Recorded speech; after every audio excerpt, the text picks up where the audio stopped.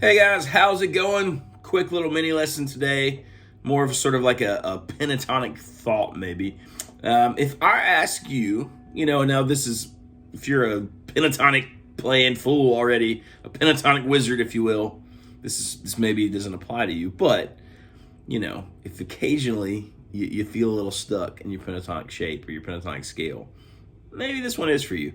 Most people, unless they're fairly intermediate or above, and you say, hey, do you know the pentatonic scale on the guitar? They're probably going to play you something like this.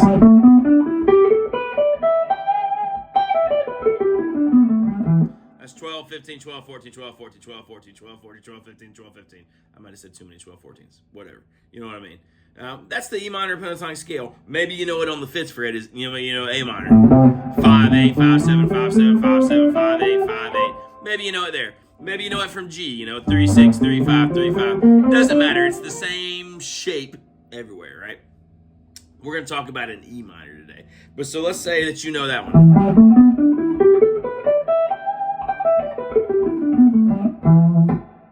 And you feel stuck. You play right there all the time. That's the extent of what you know if you're in the key, E blues or E minor, and I think of it as G major too. That's a whole other, topic, whole nother video. I've got some videos about learning all 5 shapes of the pentatonic scale. I think that's super crucial.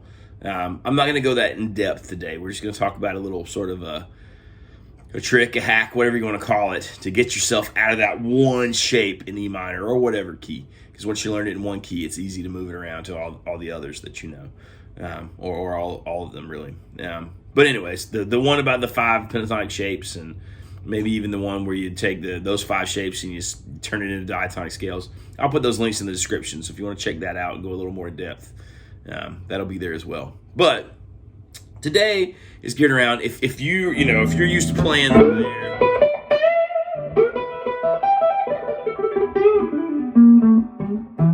and you feel stuck and you just do the same things over and over again, let's talk about breaking you out of that box, maybe just a little bit. See, there are 5 notes in that pentatonic shape. They sound like this. That was 6 notes, but it's we're going back to the E. 1, 2, 3, 4, 5, back to E. I can do it up here too. Same key. That's an octave lower, right? Those 5 notes, and plus the E again, which makes the 6th one the octave. I can play those just in the top string.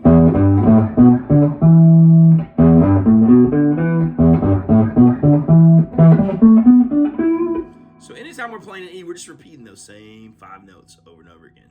Now, I know a lot of people, they end up on this first shape down here. They end up playing from the A string, 12, 14, 12, 14, 12, 14. They like that sound and that shape and the muscle memory of it because it's symmetrical, right? So that's just from the A, 12, 14, 12, 14, 12, 14. And I might be able to play a little lick like, well, I can take those 3 pairs of notes on those 3 strings, and I can slide back to 5 and 7 and go up a string. So instead of starting on A, I can start on low E. It's the exact same notes, but now it's just 5, 7, 5, 7, 5, 7.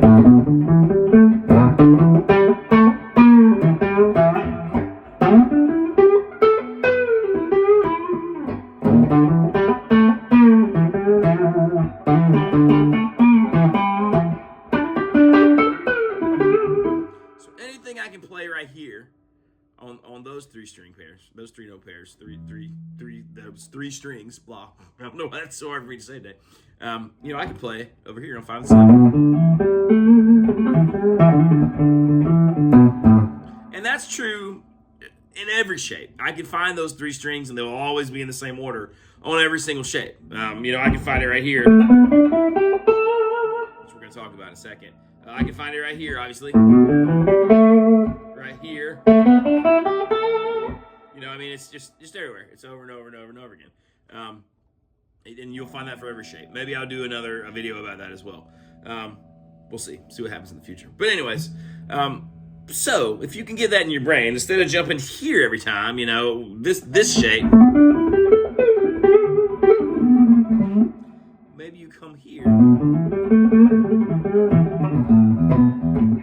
and you could, you know, you can slide back to 3 and open, but you're right there. Now, that would be very limiting in and of itself. And a lot of times people don't like, you know, when you go 5 7 5 7 5 7, then it ends up 4 7 5 8 5 7, which is cool too. But I see why that's more awkward than just going 12 14 12 14 12 14 12 15 12 15. So what we can do when we get to the D string, if we just slide over to 9, 7 9, start from the D string, 7 9 7 9 8 10. It's the same 3 notes. Say same 3 notes. I mean the same 6 notes. The same, you know, 3 pairs. The same, you know, the notes in the same order. Yeah, same intervals, I suppose, is the right way to say that. But anyway, so now these 3 notes that we all know from right there, they're here. I can slide over. So if I put that smoothly,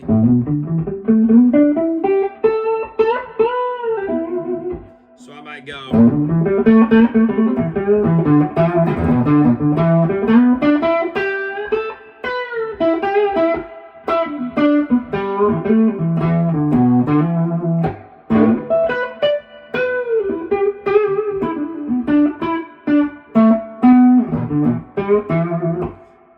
It gives you way more options than you would have if you are just stuck down here in this first position, what most people learn is the first shape or the minor pentatonic shape.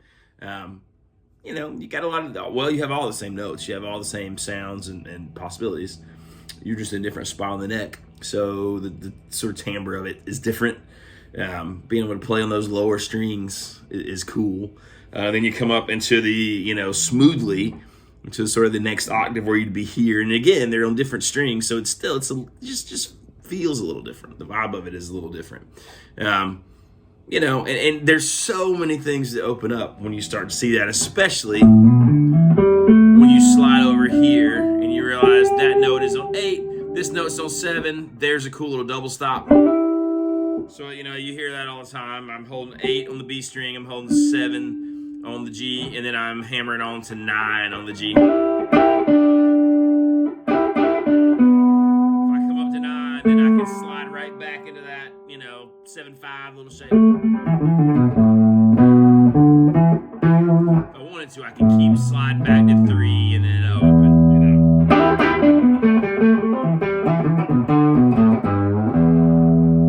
That sounds pretty cool.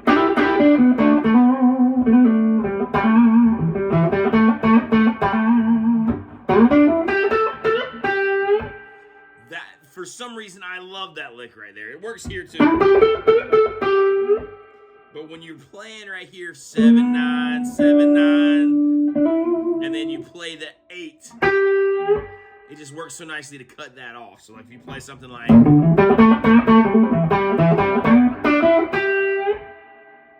then you come back to 10, which is the same bend as, you know, you would have on the G string of 14 down here.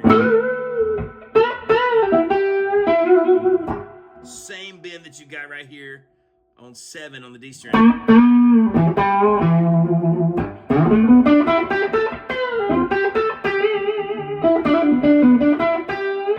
If you add the 8 right here,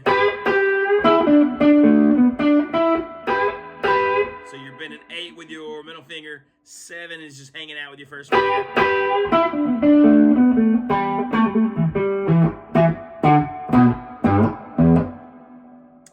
That is such a great way to find different sort of sets of blues phrases, different sort of things that your fingers will fall on. Because if you play just out of this shape, you know,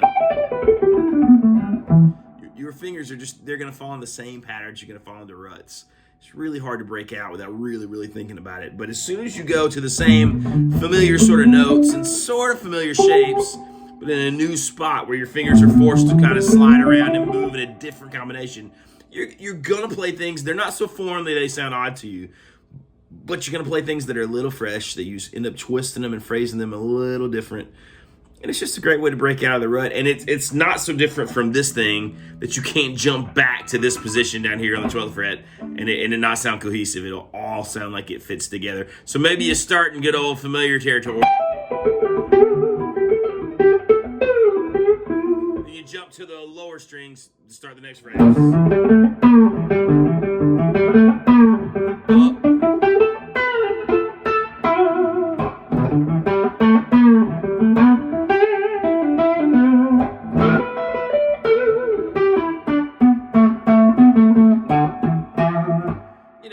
It just opens up lots of possibilities. You also, once you get to this, what I call shape 4, which is 7, 10, 7, 10, 7, 9, 7, 9, 8, 10, 7, 10.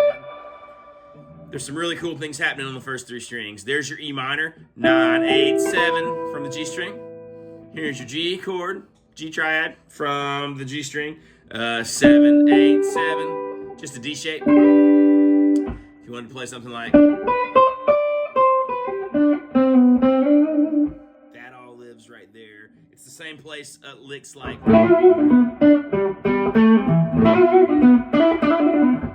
like that's where Jimmy's playing, that kind of stuff, or stuff like,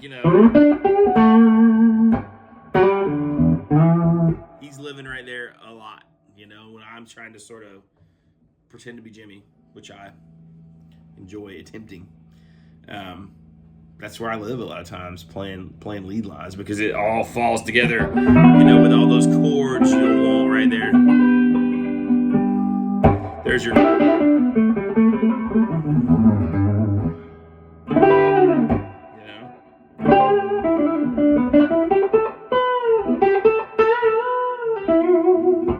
and you got a whole different set of things down here on the 12th.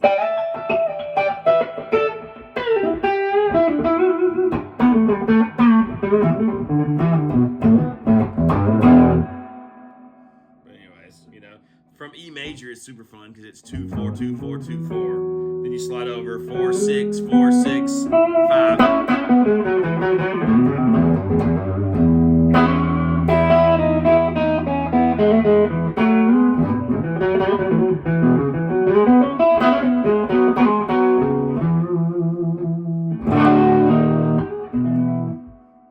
There's so many cool things with that. But just simple lesson. A lot of you probably know this stuff, but it's good to break out of shape number 1.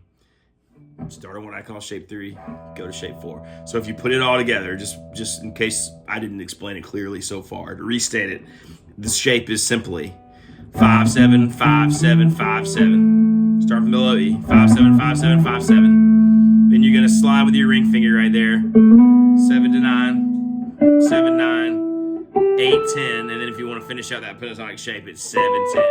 Or you can slide the 10 to 12, and then you're right back to your first shape. So you got a big shape there.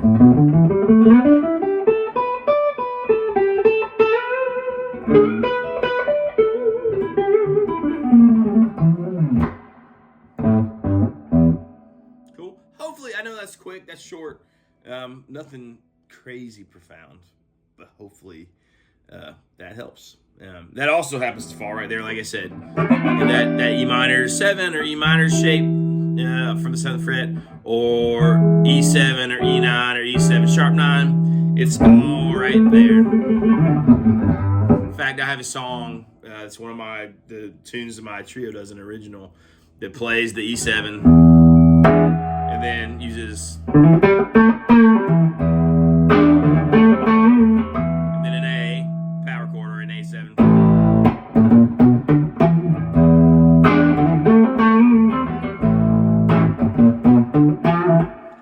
There's so many cool little things like that you can do. But anyways, check it out. Have fun with that. Play that shape and then go put on an E blues backing track or just an E rock track and have at it, or use your looper. Yeah, good times. So don't forget to check out the links for the other pentatonic videos that I have in the description. Got some affiliate links in there too for Tonetuga Fx, discount code for MagSlide, some other random things, some hats and stuff like that are affiliate links that if you check it out and you dig it and you buy it, I get a small percentage. And I might throw the old Venmo down there too. So if you get anything out of these lessons and you want to give a tip, that would be appreciated as well. So anyways, thanks for watching. Hit like and subscribe. That's the biggest thing. Yeah, that helps me a ton, especially watch hours right now. I'm so close to getting this channel where it is actually monetized for ad revenue. I'm got plenty of subscribers. It's just getting those watch hours up. So thank you guys for hanging out with me, for watching. Click the bell so you don't miss stuff in the future. I'll see you guys later and see you over at the casino channel as well. Have a good one. Bye.